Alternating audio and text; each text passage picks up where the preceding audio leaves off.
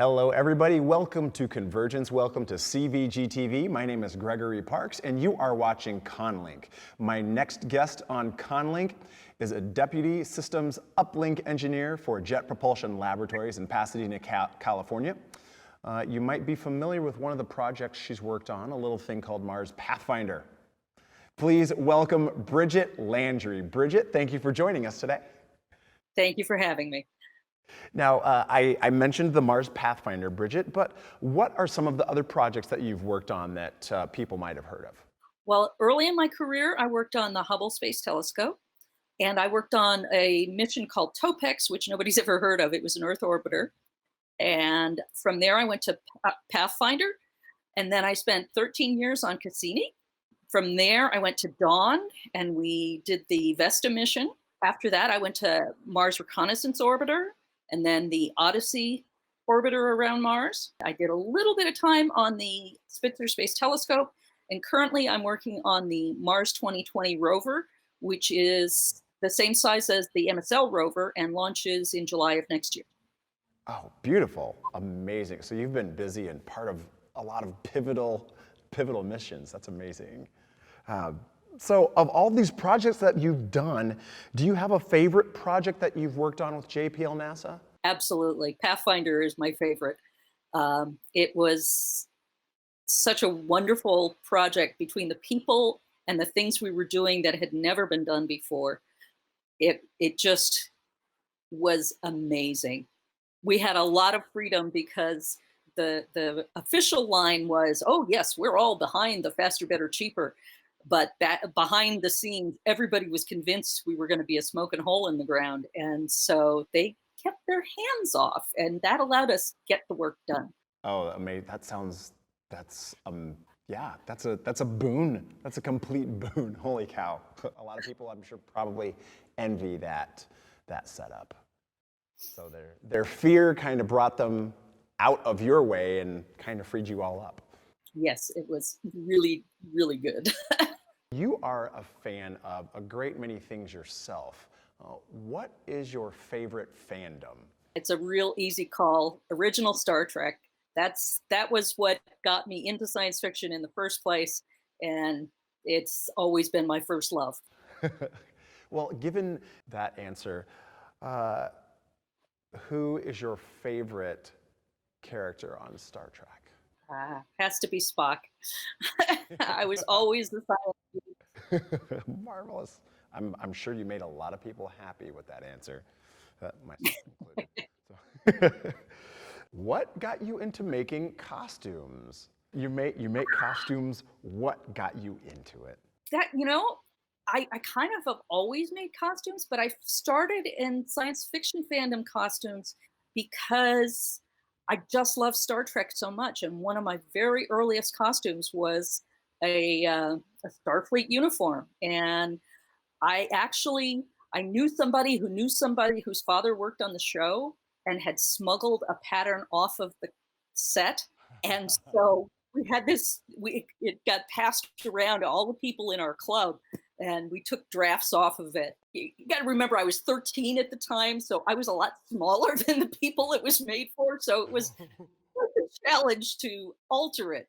But that was one of my very earliest costumes. Kept going. Oh, wow. So then, of the costumes that you've made since then, do you have any favorites? And if so, what are they?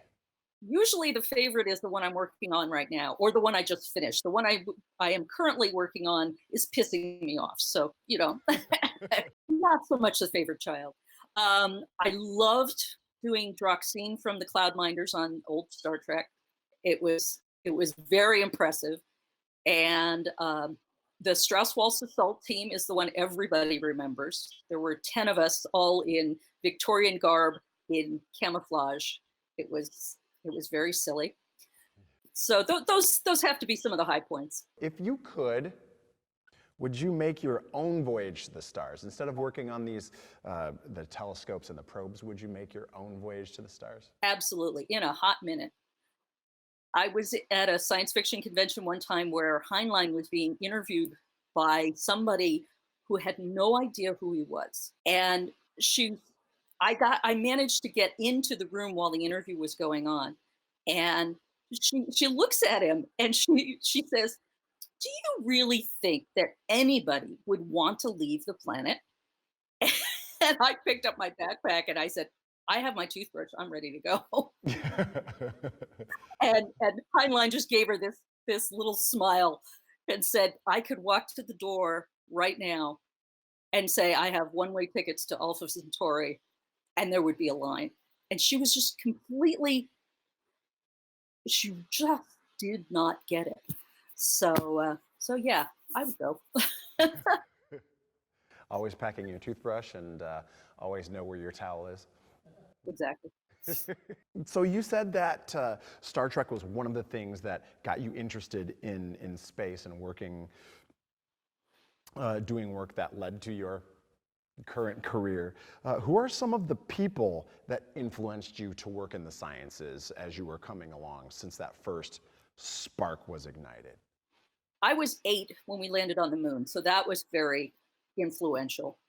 And I had a female science teacher in ninth grade, and she was just a hoot. And she was had a really great sense of humor, and she really worked well with the kids. So that was kind of imprinting. And then I fell in love with my high school chemistry teacher, so that's why I ended up being a chemist.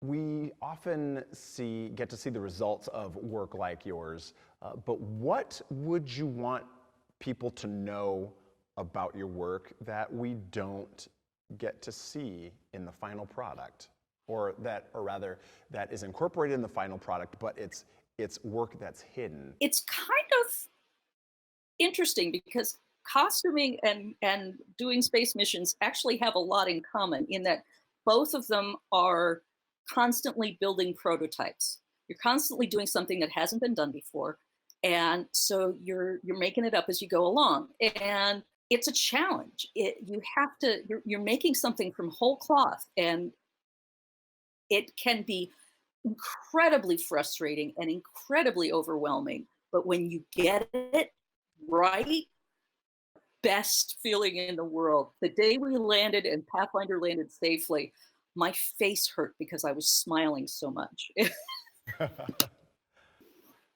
Uh, well, knowing who has influenced you in your life, what would you say to people who want to go in your field or something close to your field? You don't have to follow the same path as everybody else. And in fact, it's actually very good if you don't. I was a chemist among physicists when I was in grad school.